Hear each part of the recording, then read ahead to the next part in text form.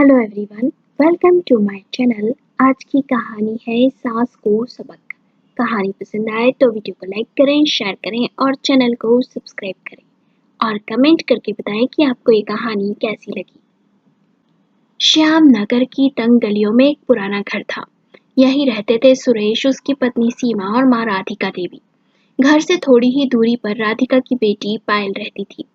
पायल हर हफ्ते मायके आ धमकती, कभी बच्चों के साथ तो कभी अकेली। तीज त्योहार करवा चौथ पर तो मानो मायका ही उसका असली घर हो।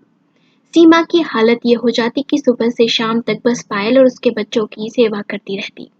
सुरेश ने कई बार माँ से कहा कि माँ, सीमा भी इंसान है। हर बार पायल और उसके बच्चों की सेवा का बोझ उस पर मत डालो, लेकिन राधिका रो रो कर यही कह देती कि अरे बेटी है वो इस घर की, मायके नहीं आएगी तो कहाँ जाएगी।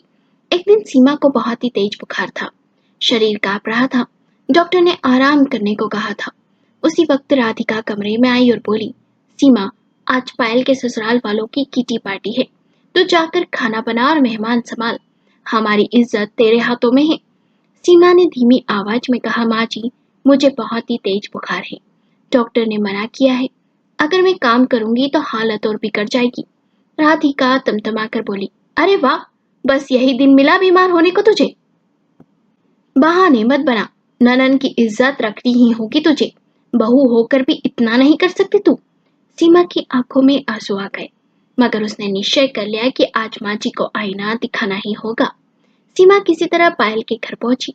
बुखार से उसका चेहरा लाल था, लेकिन फिर भी उसने खाना बनाना शुरू कर दिया। काम करते करते उसने अचानक लड़खड़ा कर गिरने का नाटक किया।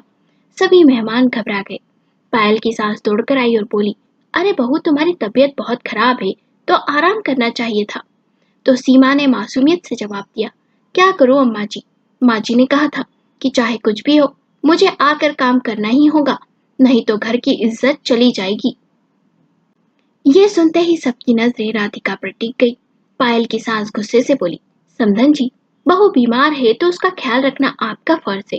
बहू को काम पर लगाना इज्जत नहीं, शर्म की बात है। घर की असली शान तब होती है जब बहू को बेटी समझकर उसका साथ दिया जाए। राधिका शर्म से सर झुकाकर बैठ गई। शाम को जब सुरेश को पता चला तो उसका खून खोल गया। उसने माँ से कहा, माँ, मेरी पत्नी मेरी जिम्मेदारी है। अगर सीमा को कुछ हो गया तो इस घर का क्या होगा? अगर आप ऐसे ही करती रही तो मैं सीमा और बच्चों को लेकर दूसरे शहर चले जाऊंगा, फिर आप अपनी पायल के साथ रहना आराम से। ये सुनकर राधिका के पैरों तले जमीन खिसक गई। उसे अपने बेटे से इस तरह के जवाब की उम्मीद नहीं थी।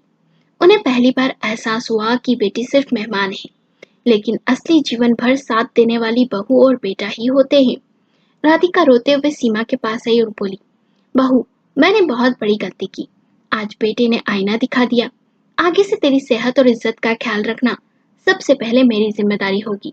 तू मेरे लिए अब बेटी से कम नहीं। सीमा ने हल्की मुस्कान के साथ कहा, माँ जी, बहू पर ताने कसने से घर टूटता है। अगर हम एक दूसरे का साथ दे तभी घर की असली इज्जत बनी रहती है। उस दिन के बाद से राधिका ने पायल को ज्यादा बुलाना बंद कर दिया और सीमा को बेटी की तरह मानने लगी।